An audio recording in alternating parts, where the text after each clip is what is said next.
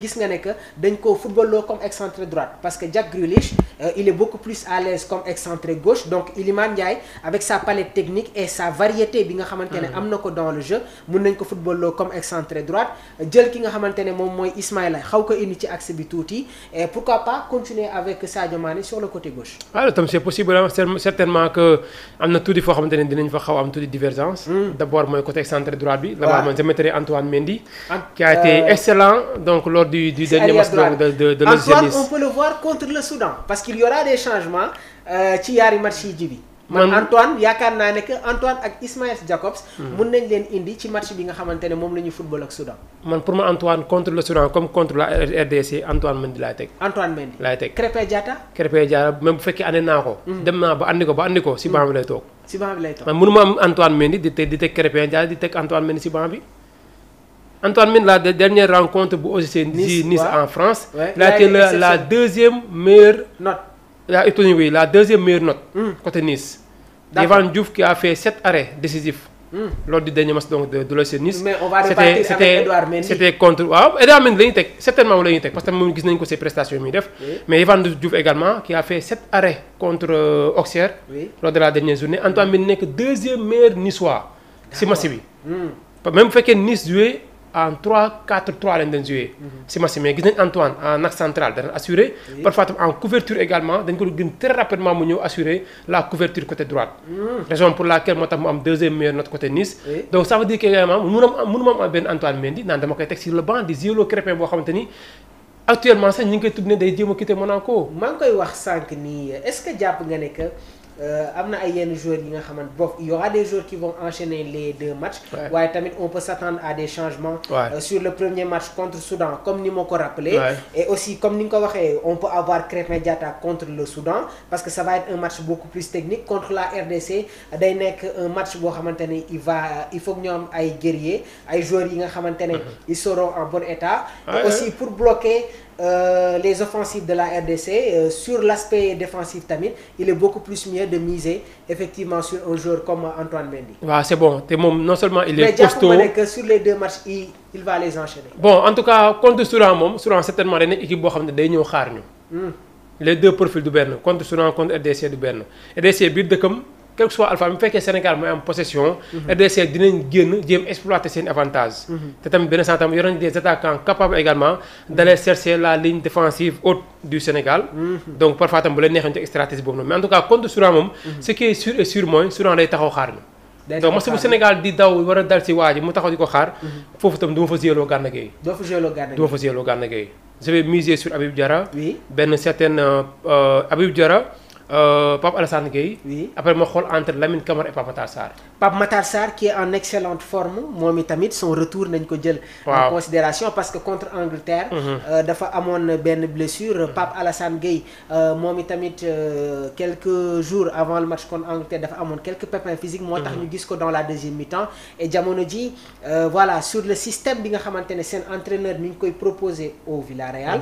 il y a un duo qui est en place muy Pape Alassane Gueye ak. Comme Sagna reléguant Dani Parejo 36 ans qui se retrouve sur le banc gisaguñu ba tey Thomas Partey il est en très grande forme gis ngeen dans la première journée il a été buteur mu nekk dans la continuité Pape Alassane Gueye aussi am na yenn match yoo xamante ne dañuy soxla ay joueurs yi nga xamante ne ils auront la capacité de faire des passes yi nga xamante ne day casser des lignes donc Iliman Ndiaye foofu il va être très important et aussi on peut voir un Pape Alassane Gueye boo xamante ne peut-être qu'il va se retrouver dans l'entrejeu dans le milieu de terrain de l'équipe nationale du Sénégal. Oui, c'est ça. Pour moi, contre Soudan, je mettrais Lamine Camara sur le banc, laissant donc Pape Matar Sarr donc compléter le milieu de terrain. Actuellement, non seulement Messi en forme, mais il commence à retrouver ses repères. Maintenant, vous le faites également, le dernier but du Sénégal, je pense que c'est Pape Matar Sarr qui l'a marqué. Le dernier but du Sénégal. Donc, il commence en tout cas à retrouver de la confiance. Donc, vous avez départ là, Mom, Pape Matar Sarr, Habib Diarra et donc Pape Alassane Gueye. Donc, comme ça, nous 3 au niveau donc du milieu. En attaque, nous avons comme Nico Ressang, faut damay bàyyi ni nga ko tegee sànq. Sadio Mané Ismaïla Sarr Iliman Ndiaye. On va prendre la dernière réaction daanaka lu ñu joxoon ci ay waxtu jeex na bu yàgg.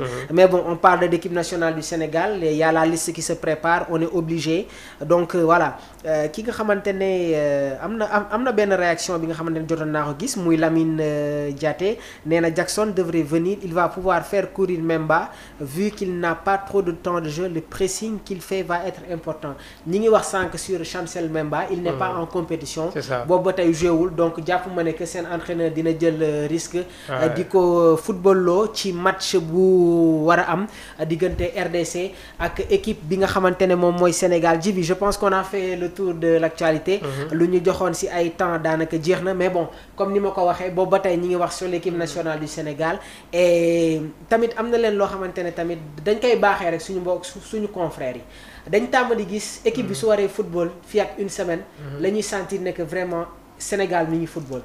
soo demee sur des plateformes de la RDC wala si yeneen chaînes yi da ngay gis ne que ñoom boobu ba tey ñi ngi waxtaan si seen équipe ñi ngi joxe les dernières informations ñun tamit loolu moom la ñu war a def pour mettre vraiment le peuple sénégalais dans le bain et aussi maa ngi koy wax la fédération sénégalaise de football sur les publicités ñi ngi leen di encourager parce que des fois yaa ngi romb ñi ngi def les affiches ñi ngi def match bi nga xamante ne war nañ ko football contre Soudan déjà rek am na li nga xamante ne moom mooy voilà pour le trajet am na ay yenn navette yi nga xamante ne mettre nañ ko en place pour permettre aux supporters ñoom ñu mën dem seetaan match bi ñibbisiwaat bien vrai que dafay coïncider ak gàmmu bi mais si wàll boobu tamit ñu ngi leen di féliciter di leen encourager bu baax a baax ji bi donc xanaa rek di la bàyyi nga saafonte ak suñu mbokk internet yi laataa ñu yëkkati jotaay bi. waaw encore contentement rek. waaw si janoo bi. ji bi ton 11 face au Soudan il faut nga may ñu ko tamit. joxoon nga ñu 11 contre la RDC mais contre le Soudan ban 11 moom nga ñuy proposer. bon pratiquement mooy comme ni nga wax sànq rek mais quelques changements la def donc Edouard Mendy Kalidou et Niakhaté aussi donc à gauche El Hadji Malick Diouf à droite Antoine Mendy au niveau de l'entrejeu Pape Matar Sarr Habib Diarra ak Pape Alassane Gueye au niveau de l'attaque Sadio Mané Ismaïla Sarr milieu de terrain Pape Alassane Gueye Habib Diarra Pape Matar Sarr Idrissa Gana Gueye Idrissa Gana Gueye contre Soudan sur le banc. colonne vertébrale bi est-ce que. bon parce que mënuñoo jouer benn équipe boo xamante ne day nekk Soudan wala replier wu taxaw kaam man pour man Gana Gueye souvent match yu mu gën a dox Sénégal. mooy match yu Sénégal nekk à 50-50. d'accord wala adversaire bi am 60 ñun ñu am 40. d'accord foofu dans ce cas da ngay gis carrément Idrissa Gana Gueye buy def nga ni match. parce que sur les récupérations da koo mën. fu mu gën a fooree récupération la donc quand il s'agit nag de se projeter pour man booyee ñëw ko pàcc boobu noonu. d'accord en attaque Ismaïla Sarr. waaw. Sadio Mané. comme pointe. waaw Iliman Ndiaye de l'autre côté. mais Djibi foofu man tamit du ma si d'accord ak yow. parce que man li ma jàpp mooy dina am ay changements. dina am ay joueurs yi nga xamante ne ñoom ñoo war a football contre le Soudan waaye contre la RDC dinañu am ay quelques changements. non bii sa 11 contre Soudan laa la jox de. mais yow 11 bi nga joxe contre Soudan daanaka man 11 boobu sax moom laa joxe contre la RDC Djibi. man moom contre Soudan parce que nee nga Edouard Mendy. waaw Kalidou Koulibaly Moussa Niakhaté benn changement la muy defar El Hadji Malick Diouf Antoine Mendy milieu de terrain nga génne Gana Gueye man je me dis que Gana Gueye va man dama ko génne nga indi Habib Diarra. waaw indi Pape Matar Sarr. Pape Gueye indi Pape Alassane Gueye. waaw est-ce que amul benn complémentarité de style si sa milieu de terrain bi nga xamante ne proposé nga ko. non man foofu pour man boo tegee les trois. oui Pape Gueye c'est un gaucher. oui il peut parfois dépanner. teg Pape Gueye teg Habib Diarra. ñoom ñaar oui Habib Diarra Pape Gueye boo leen defee ni ñu xaw ubbeeku ñoom ñaar boo leen aligné. Pape Matar Sarr mën na nekk au seen derrière aussi. comme numéro 10. comme numéro 10. waaw mu ngi aligné une ligne de 3 boo xamante ne ñoom ñaar mën nañ sax nekk ensemble. man nag Pape Alassane Gueye parfois day dem def couverture côté gauche. côté droite Habib Diarra mën na dem def ci couverture côté droite. quand il s'agit vraiment de se projeter verticalement. les deux vont replier ñu bàyyi Pape Matar Sarr jël fond ligne droite bi. comme ça dina mën parfois bu fekkee changement am na contre Sadio Mané. parfois mën na ko suppléer ji Pape Matar Sarr parfois tamit n'oublions pas que c'est un 10. Djibi gis nga Tottenham. dañuy jouer parfois ak ñaari triangle. c'est-à-dire Pape Matar se retrouve comme benn électron libre numéro 10 donc cela veut dire que c'est un triangle qui est ouverte si ginnaaw. waaye des fois Pape Matar sur la récupération de balle sur la projection il se retrouve comme sentinelle triangle bi dafay ibbeeku si kanam on peut voir ce système là. À travers joueurs yi nga xamante ne mettre nga leen en place. c'est-à-dire par moment Pape Matar Sarr avec sa palette technique sur les orientations il peut venir chercher les balles permettant à Pape Alassane Gueye ak Habib Diarra de se projeter. Et sur d'autres phases de jeu aussi mun nañu gis tamit voilà Pape Matar projeté wul les deux le pressing devant. c'est ça et Pape Alassane Gueye ak Habib Diarra ñu aligné wu. mu nekkoon ni tamit donc léegi verticalement la Pape Matar Sarr di jouer quoi.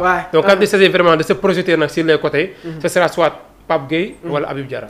merci beaucoup Djiby Niang merci beaucoup aux internautes de Sport Live 221 donc ñu ngi leen di jaajëfal bu baax a baax ñoom Gorgui Cissé ñoom Vieux Mboup donc ñoom Salif Diaw ñu ngi koy nuyu bu baax.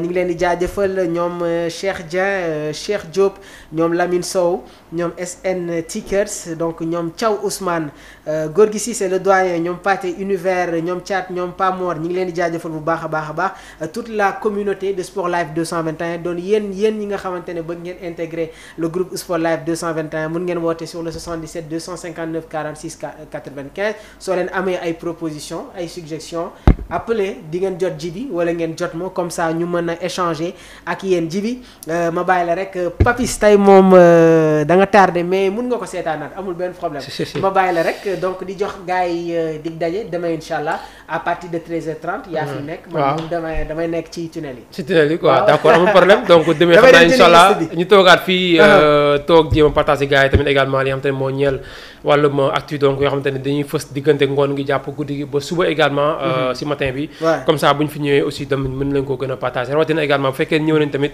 dinañ tamit gën a xuus également si aspect carrément bu élimination donc de nos lions de basket du basketball si afro basket bi gën a dugg également si des détails parce que tamit tey xam nga temps bi dafa temps bi ak actualité dañoo bëri football bi c'est ça donc